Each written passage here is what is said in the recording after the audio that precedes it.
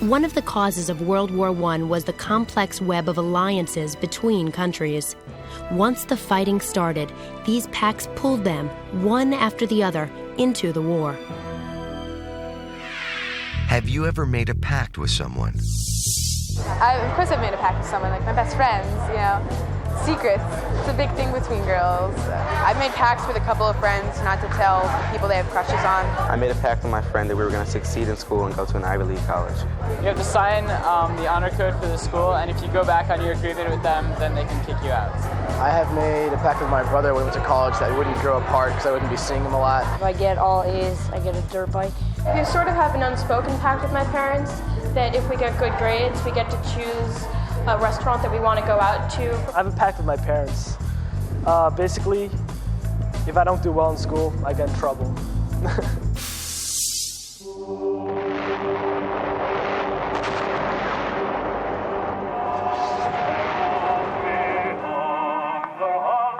In 1914, Europe had been at peace for 40 years.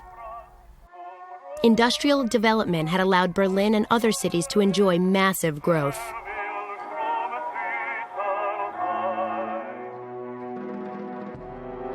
But economic rivalries, imperial competition, and rising nationalism were spreading across the continent, and militarism, the glorification of the military, was growing. The great powers expanded their armies and navies. The result was an arms race that only aggravated the mistrust countries felt toward one another.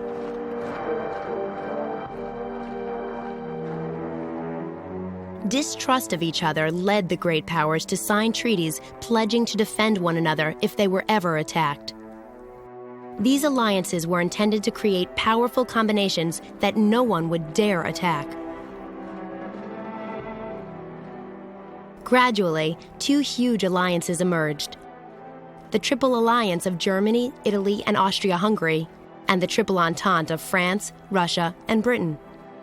The growth of these rival alliances increased international tensions even more. How did World War I start? These tensions erupted with the assassination of Archduke Francis Ferdinand of Austria during his visit to Serbia on June 28, 1914. Austria-Hungary declared war on Serbia. Because the alliances were in place, a chain reaction occurred, and the major powers began declaring war on one another. Germany invaded France through neutral Belgium. Because of this action, Britain joined forces with the French against Germany. The Western Front was born. Why was it called the Great War? Newspapers soon began calling it the Great War because it was the largest conflict the world had ever seen. The French mobilized 8.5 million men, the British 9 million, the Russians 12 million, and the Germans 11 million. It lasted for 4 horrible years.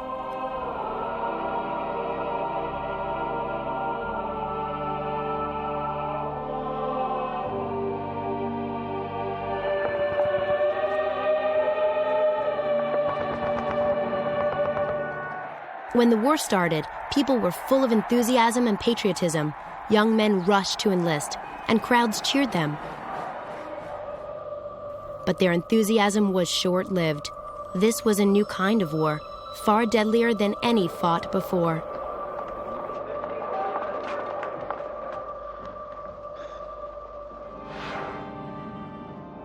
On the Western Front, the warring armies made a vast system of trenches stretching from Switzerland to the English Channel.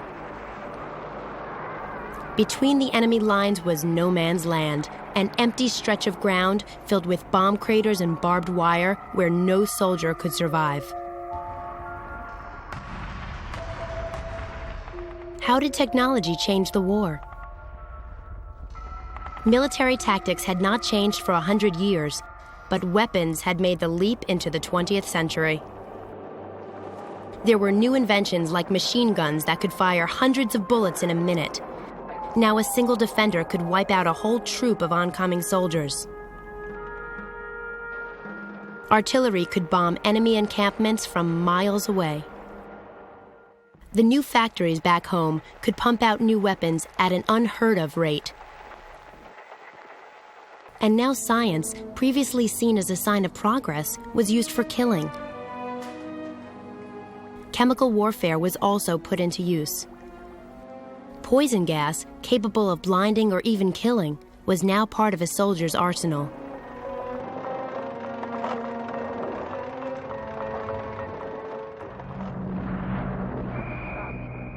What was life like in the trenches? Soldiers in trenches lived a primitive life. They fought, ate, and slept in the trenches. There was no proper sanitation. Fear, hunger, thirst, and cold were constants, and death was all around. The huge losses of life and the prolonged nature of the war had a profound effect on the soldiers and the people back home. No one had predicted how devastating the war would be, or how it would change the way the world looked at war.